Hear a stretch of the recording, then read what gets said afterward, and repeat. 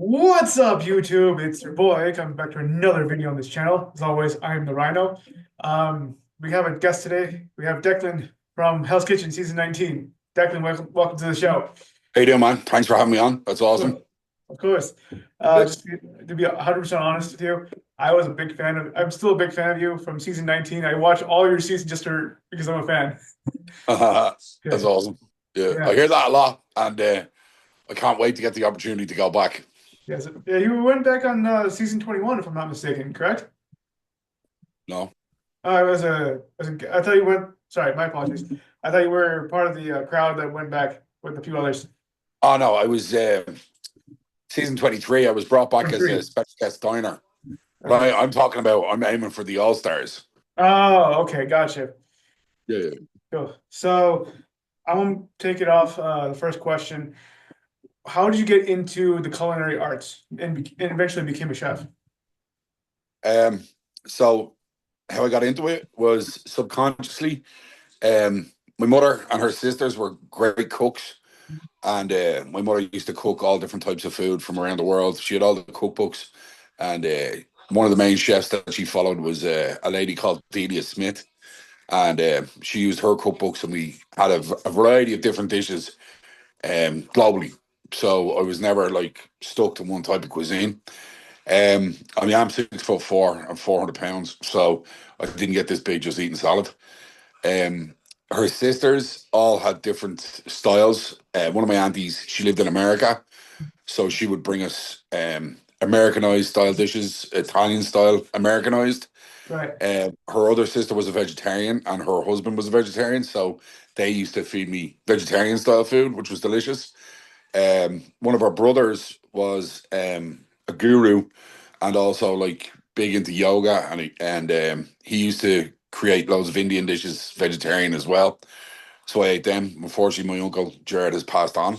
I'm And sorry. then there was the older sister, Mary, who was the bougie one, and she was the one that had the money that could buy all the prime ribs and the rack salam and all that jazz. So I got to eat like fine dining. When every time she brought in a chef to our house to cook, I used to eat that food as well. So I got to try it all. Then with my father was an avid sea angler, deep sea angler, and a hunter. So I got to work with animals and fish from a young age and used to get to eat them as well. But I also used to get to prep them. So my knife skills were a bit more advanced than most people when I was going into culinary college. And Nice. I knew the parts of the animals, and I knew how to break them down, skin them and all that jazz, store them. So I was a little bit ahead of people when I went into college. So you had basically on the job training prior to culinary academy. Yeah, yeah. And even on the job training, we used to, my old man and myself, we used to forage in the mountains beside us for like mushrooms, crab apples to make crab apple jam, blackberries, raspberries, Nice. anything that was edible. When we were out stalking animals and we found something, we'd forage it and bring it back. You know? Nice. Yeah, That's very farm to table of you. yeah. Yeah. Before it was farm to table. Like Exactly. I was born in 1976, and I was doing this in the 80s. Oh wow, that's Yeah, a long time ago. That was before me. yeah. Sorry, I did not make you feel old. My Ah, apologies. no, that's all. I'm So going on 49 this year, but I feel like I'm 36. still, both of those numbers are still older than me. Awesome. Okay. So you Yeah. mentioned that you've eaten a bunch of different cuisines growing up. What's your favorite? Um. So right now, I have a real interest in ramen and everything about ramen. Nice. But some of the dishes that I loved growing up was my mother's Italian lasagna, or my mother's Greek moussaka that she used to make. And I've actually got a friend of mine, his mother actually made me that recipe late soon or recently, maybe about 2 months ago. Right. And it was just delicious. And then I've hit up a few Greek restaurants since that to have the moussaka to see if it was the same. And I love it. What else? Fish and chips. I'm dabbling in fish and chips right now because I'm looking to open up a fish and chips concept. and bring it back to the Virginia area. It's called Big D's Fish and Chips. I have the whole plan ready, business plan. I'm also uh, I'm connected as a 1099 employee with Winmar Advisory, and they were also the guys that are behind me to get one of my concepts open. But I've branched out from chefing, but I'm still involved in the food world in a how would you say, like a way better way for me with my years of experience to help other restaurateurs. Right. I also sell food now, and that gives me more time to do all the other stuff that I like to do, like my private dinners and all that. Right. I am actually advertising a foodie trip to Portugal with me, and I've got 5 places sold. I've 15 places left to fill up. But we're going to the south of Portugal to do a whole foodie trip and eat in Nice. restaurants, drink wine, a whole lot. So if you watch my Instagram, chef@declanhorgan.com, um, or at chef Declan Horgan on my Instagram, I'll be promoting it. And when people want the info, I'll email them the information so that they can sign up and pay up. Um, so I'm selling food. I'm introducing people at the Winmar who are a realtor for properties. They're also a construction division for building out restaurants, I see. and the advisory board, which I'm a part of the advisory side of it, sort of like culinary consultant for restaurants. And also, I put my customers when they get to a point that they want to expand and they need help to find the property or the data analyzation. Right. I'm bringing them to Winmar to do that, and then if Oh, they sign nice. the deal, happy days. I'm also I'm also now a employee under contract with In Kind, Right. and In Kind is an app where you prepay on your app, Mhm. and then you can go to all the restaurants that are connected to In Kind to eat, and you never have to pull out your credit card. You just pay with the In Kind app. Uh, Ah, the likes of Jose Andreas are on it, all the Steven Stars restaurants. But I work for them now as well, and what they also do is they're valued at 1.2 billion, and they have money where if your restaurant is the right fit, or you're a startup that's the right fit, they will fund your build out to get you up and going. oh, But nice. but in return, you have to work with In Kind with food and drink credits. Okay, that makes So, sense. but you get the money to build out your restaurant, Mhm. and then you've got guaranteed customers to come because of In Kind. Right. Yeah. So I've sort of made my own autonomous moneymaker. Yeah, Oh which is my great. goodness. Yeah, it's great. Like, and I'm still a chef. I'll always be a chef because I was a chef for 30 years, and I have private gigs that I'm doing, and private dinners, and they're big money for me. But I've got my life back. I work Monday to Friday now, weekends off, more social events with family and friends and everything, more so than I ever did have. Right. But um, I have a young guy who's opening his first restaurant, and I'm going to be selling him the food. But I'm also working with him as a culinary consultant to help him plan out his menu, to help him find staff, because I've been in the Virginia area since 2015, Right. and that's how I'm creating the stickiness with my customers. Apart from selling an amazing product with US Foods, who I work for now, who's a Right. massive company, Yeah. and that's everything that I'm doing at the moment. Wow. Yeah. That's a lot. Yeah, but I'm built for it. I'm loving it, and I'm actually hitting serious goals. In the role that I am as a TM with US Foods, I'm only there 8 months, and I'm crushing it. I'm opening up supermarkets and everything. Nice. Yeah, Congratulations on all the good things that are happening in your life. thank you. Yeah. So I don't mean to pivot, but like obviously you were, as previously mentioned, you were on Hell's Kitchen season 19. Yeah. Um, how was that experience? Because me as the viewer, I'm gonna just kind of share my thoughts. It looks intense. Like it looks very intense, very like, oh my God, kind of thing. So it is intense, and it's so intense that we couldn't actually crap for about a week and a half, and from shock and surprise and whatever else that was going on. Right, Everybody struggled because of the tension. Um, it was the wildest thing I've ever done, right, but I've been in hardcore Michelin star restaurants for my training, so I wasn't that fearful or anxious. I think it was a little bit of being starstruck, being on TV, and Right, having to get that out of your head and remember that this is a job interview to try and work for Gordon Ramsay. right, So, and I was also a lot older than a lot of them, so I was able to handle it better. And I think it sort of comes across like that on TV as well. right.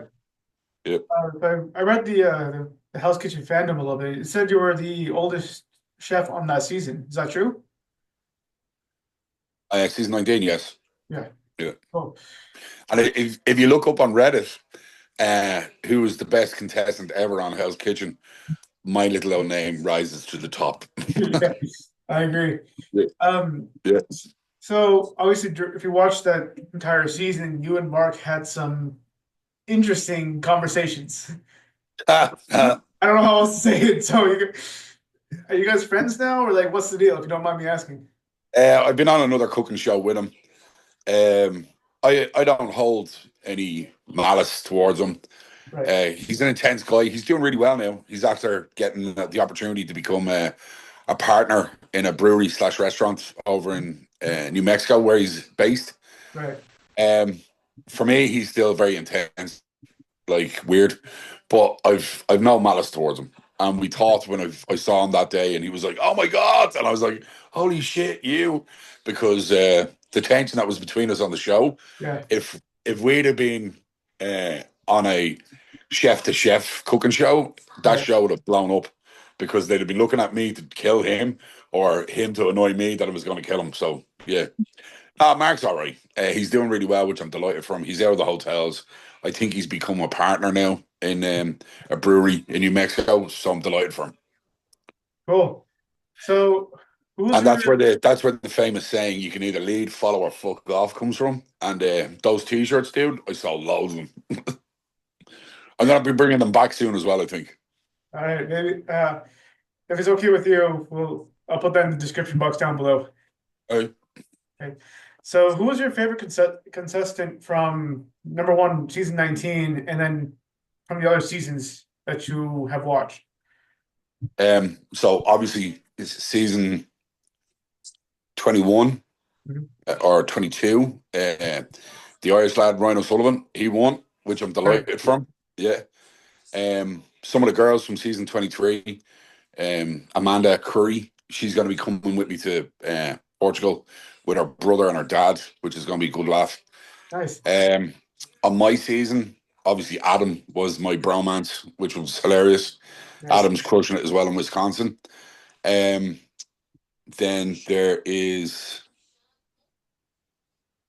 the chick that lives in DC. Oh, her name. I talked to her. She was sick last week. I was talking to her. Beverly Marshall.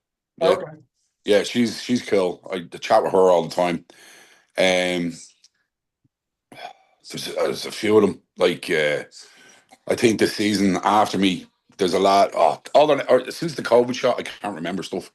There's one of the lads up in New Jersey. From the season after us, for the young guns. I talked to him a lot. Because he is a restaurateur, so I was asking questions about how he got started and all that jazz. But the earlier seasons, I didn't really get to watch them because I was working late as a chef. But now, through the family of Hell's Kitchen, we all connect, and slowly but surely, you get to connect with everybody over the seasons, and it's like, hey, welcome to the family. So it's cool. Yeah. so that's interesting. I didn't realize there was a like a brotherhood slash sisterhood of Hell's Kitchen alumni. Alumni. There you go. Yeah. That's cool. That's very interesting to hear that. Yeah. So obviously you were born in remind me Dublin, Ireland, correct? And then you moved, Correct. The foothills of the Dublin Mountains yeah. out in Ballantyre. Yeah. Then you moved to the Virginia, DC area. Has has your history or family history of being born in Ireland and then moving here affected your cooking or like inspired you to come up with newer dishes? I, when I was in the restaurants, the Irish pubs and bars, I was trying to make more authentic Irish dishes for the pubs and bars, and especially in the one I opened at the Wharf, I did proper shepherd's pie, better flavors rather than like Irish egg rolls or chicken quesadillas because we don't eat that back in Ireland. Right, But now that everybody in Europe wants to be American, that's slowly creeping in.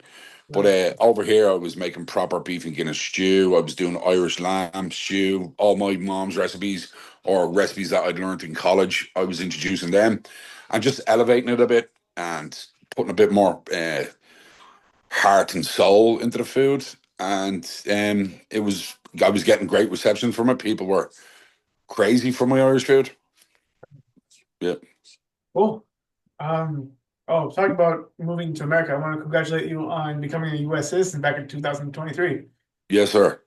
Not Christmas just gone, the Christmas before. Yeah, that took that took from 2015 till 2023 to get it.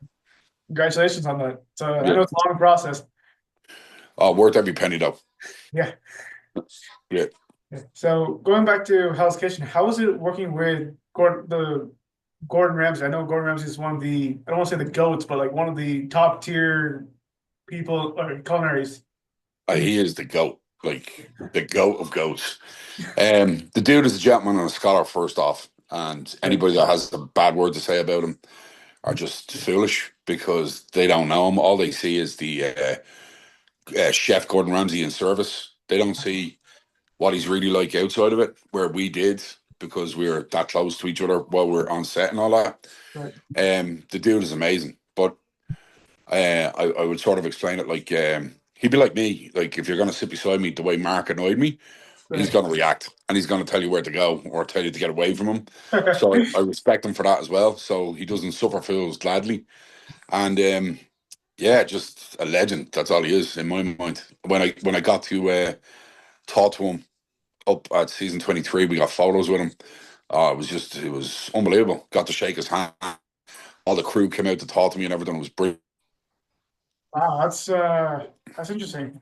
Because like I said, like you kind of said earlier, I only see what's on TV where he's like, Grr, I'm Chef Gordon Ramsay kind of person, if that makes sense. Well, yeah, it does, but that's literally for service.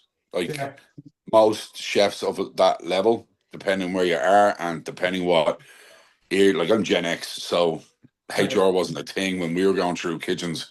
So he's from the old school, right, and there's no school like the old school, and I'm a bloody headmaster.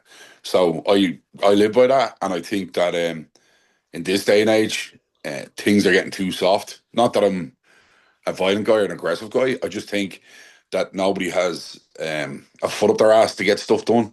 It's too relaxed. So I like the way he works. I think it gets the best out of you in those situations. right, I don't care what anybody says. That pressure makes you create more, makes you push yourself harder. It's good. Like I've done it for years. Now I'm really old, so I don't want to do it anymore. But we're there. right. So obviously Gordon Ramsay's British, you're Irish. Was there any like He's cultural Scottish. rivalry? He's Scottish. Scottish, sorry. So was No, there any? there was no rivalry. Like if you remember, I think it was the second episode. We won the Oh, yeah, competition. We went to the steakhouse, yeah, and Drew goes, "Chef, what's it like coming from Scotland?" And Gordon Ramsay go, "Well, for me coming from Scotland, Glasgow, and Chef Declan coming from Dublin is like you kids coming from Denver in the '80s." And I was like, "Oh, he compared me to him," which is great. He had right, a lot of time for he had a lot of time for me, probably because I was a bit of an old sea dog as well, right, and I held my own with all these young lads, and more so uh, rallied them more so than anybody else did behind the scenes. You never saw it to the right, point they told me to relax because I was going to have a heart attack, and I was like, "But I need them on my team to get through this." But yeah, no, that's the comparison. There was no Scottish, and I don't fall into that where I believe that the malice of towards the English or anything. Irish and Scottish always got on, but I'm a lover, not a fighter. right. So yeah, I built the bridge in my head years ago. Yeah, Yeah, it's a good way of thinking about it. But yep. going back to season 19, what was your favorite challenge and what was your least favorite challenge? Oh wow. Um,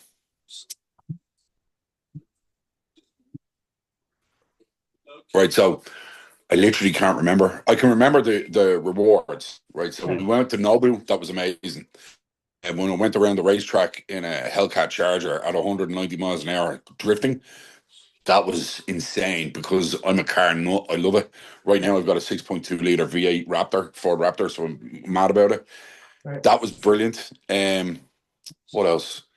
We got to go to a swimming pool and have drinks and all that and chill out. That was great. Um, the cooking ones, the burger competition, that was a difficult one. Was good.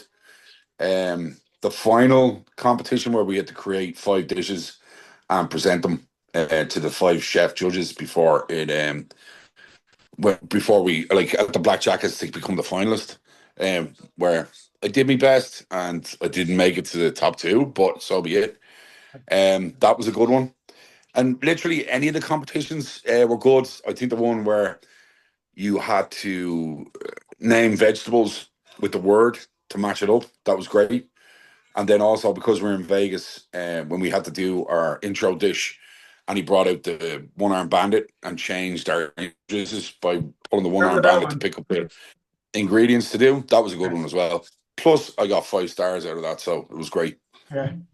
Yeah, I think you and Mark were the first two 5 stars, if not the only two 5 stars on the blue team. yeah. If Cool. I remember correctly, yes. Yeah, So as I said, he's not a bad chef. He's a good guy, but just intense for me. cool. That's good to know. Um, so the only other question is like if you're talking to a person who wants to become a chef, like or go down the route, down the path of becoming a chef, what advice would you give that person?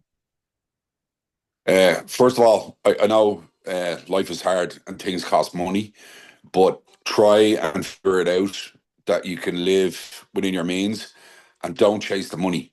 Learn your trade, get into the hardest place, do 4 years, get to the next hardest place that's one level up, and do that and learn your trade. Learn every section of the kitchen, like learn pastry, learn the dish pit. Like you need to understand it all. And when you can understand it all and you've learned your trade, money will come to you because they know you're reliable. They know they know you know your stuff. Right, And because you've been in all these professional kitchens, you also know how to work with people and get the best out of people as you go up the ladder to become an executive chef. Yeah. So right. the main thing at the start is learn your trade. Don't chase the money. The money will come. Good to know. And Yeah. kind of sidestepping that, if people are, let's just say, X number of months or years into becoming a chef, what would you suggest or advise? What advice would you give this person to go on Hell's Kitchen and potentially win? Um, watch the episodes beforehand. Um, make sure that it's what you want to do because you're gonna have so many trolls on the internet saying stuff to you. You have to have like big shoulders like me and let it run off your back like duck off a water's arse or Yeah, water off a duck's arse. Let it run off of you like that. Um, if you're gonna go on to the show, um, do your best to keep as calm as possible. I feel because I'm 6'4" and I'm built like a shit brick house that when I yelled at Mark, I think they went, "Oh Christ, we can't have him run a kitchen." But over the time, they saw how funny I was and whatever, so maybe they thought about it. But unfortunately, I didn't get the opportunity. That's fine though, because I am where I am now only because of being on that show and all the other shows I was on. Um, yeah, keep it together, show you're a leader, make sure you have the skills, and learn your trade. If you've learned your trade, you can make anything that he puts in front of you. For example, with me learning your trade, blind taste test challenge, I got 5 out of 5 or yeah, whatever. And out of all the seasons, there's only 6 people that have ever done that. yeah. Um, make it and recreate it. I got 98%. That's the highest anybody ever got. Nobody's ever got 100%, but 98% I got the highest. Damn right. Yeah. So that's what I'm talking about. Learn your trade. Yeah, Uh, keep fit. Go to the gym. Get as much sleep as you can. Stay away from drugs. Stay away from drinking. because it's somewhat connected. It might have changed now, but it's somewhat connected to the kitchen world. And just make sure you're fit and healthy because it is a young man's game being a chef. And as you get older, the fitter you are, the healthier you are, the better. Like me right now, my Right. left knee, June the 1st, 2009, I had a motorbike accident and Oh, I have two bolts, two plates, and 14 screws in my left knee. oh. And when I hear the younger chefs complaining that they're tired, I'm like, bro, you're not tired. You don't know what pain is. Let's go. You know? You made a statement earlier, just a couple minutes ago, saying that drugs and alcohol are connected to the cooking world. What do you mean by that? Um, Chefs, because of the stress and the tension, Mhm. they find a release through drinking or doing drugs Okay. and stuff like that, you know? Whereas if you're staying up late after work, drinking or partying, you're burning the candle at both ends. So it's going to affect you when you go in the next day. And Makes I sense. can always tell because you sweat more. And I always know the ones that are doing it. And I'm always the one that tries to tell them to stay away from it because I've been there, I've done that, I've worn a t-shirt. It doesn't help you. It just slows down your goal and your career path. Right, that makes sense. There's Yeah, no there's no point, or kind of like the way you said, burning the candle at both ends. exactly. Yeah, and it's it's a good word of advice. Yeah, big time. Yeah. And So, I mean that there about anybody that wants to become a chef, mhm, get into the hardest place that's good and professional. Make sure you see, like if it's 1 star Michelin, get in there. But also under your belt, you need to get a place that's super busy so you can learn how to do volume as well and deal with volume right, because that's a different monster altogether. right. Yeah. So, how would one get into like a Michelin star like place? Just out of curiosity. Get yourself a resume Mhm. and try and get in front of the chef and tell him what you want to do and why. And if he says no, keep trying. And then one day he's going to go, right, I'm missing somebody. I'll give you a chance. Okay, so it's a little Yeah. bit of waiting plus patience. Yeah. And also eat at the restaurant to see if it is what you want to do. You know what I mean? Then when you do have your interview, you can talk about the food and compliment them. You know what I mean? Yeah, Which might help you get the job because they do need staff, but they don't want to be training somebody from scratch. You know what I mean? They right, prefer that you have a bit of a base. So if you get the opportunity to attend cooking college like DIT called Brew Street, what I went to 2 years full time, do it because you learn all the aspects that you're going to need to get in. right. That makes sense. Yeah, Cool. Well, so I want to end the show on this final question. yeah. Of all the cuisines that you have made and had over the course of your life, which one's your favorite and why? If you had to pick Uh, one. the style of food, the ethnicity of the style of food. Yeah, I wouldn't say that there's any ethnic style of food. Like it could be Italian, it could be any type of food. I love it, but from being in France, the level of cuisine, knowledge, um, quality of product, um, it would definitely be French cuisine for me, and the depth, the history. Like they created molecular gastronomy, they created gastronomy, you know. right, And from working in Paris, um, how even the way their words, the French language about food. right, Not that I could speak French, but I learned some of it. Even the way they speak about the food and the words to describe the food is just romantic. It's so beautiful, right, and how they respect the food and how they source the food, and even the farmers that are producing the animals and all that. Like the depth of history in these farms that are producing those French hens or the French cocks, right, how the foie gras has changed over years to be more friendly towards the geese rather than the olden days where they used to nail their feet to the ground. How veal is produced. Um, while I was in Paris, I was trained as a poissonnier, so everything seafood is a big one for me. right. Um, Over meat, but I'm not going to say no to a steak. But yeah, that's everything about the food world. and next would be Italian food. I love it. I go deep dive into cuisines. So I'm certified in two styles of pizza: Roman Nice. style pizza, Neapolitan pizza, and then from that, I'm now able to um, create those, and I understand the proving process for pizza and everything about pizza to the point that I have a $1,000 book in a metal case, a big red metal case, made by those guys who made the molecular gastronomy book, all to do with pizza and the history of pizza, to the point that everybody thinks it's Italian or American. Most Nice. countries, most countries have a certain style which is classified as a pizza, but they don't call it pizza. Right. Yeah, Cool. yeah, man. Well, I want to end the show here. You're obviously a busy guy, so I'm gonna let you go. Thank you. But My as pleasure. always, thank you for being on the show. I really appreciate it, your time on the show. I want to put, for those of you watching on YouTube, I'm going to put Chef Declan's Instagram in the description box down below. Um, if it's okay with you, actually. Oh yeah. While you're looking at my Instagram, you got to check out my Christmas special that I made called "Deck the Halls." These nuts. A personal friend of mine, Paul Raff. He's the producer himself, and his girl, his missus, who was my original friend, Crystal Lee. Right. Uh, Paul Raff is the original writer for Jimmy Kimmel, so they're the Nice. ones. They're the ones that put this together for me to try and get my own show, Right. and we're putting it towards. We're sending it out to all the platforms to see if somebody's going to pick it up, or that they think it's funny enough that they're going to give us more money to do a better one. So that's what we're going to try and do. Nice. Deck the halls, these nuts. It's funny, man. You got to watch it. I definitely will. Yeah. As always, to my YouTube and everyone, and for those of you who are listening, have a good one. See you in the next episode. Peace. Peace.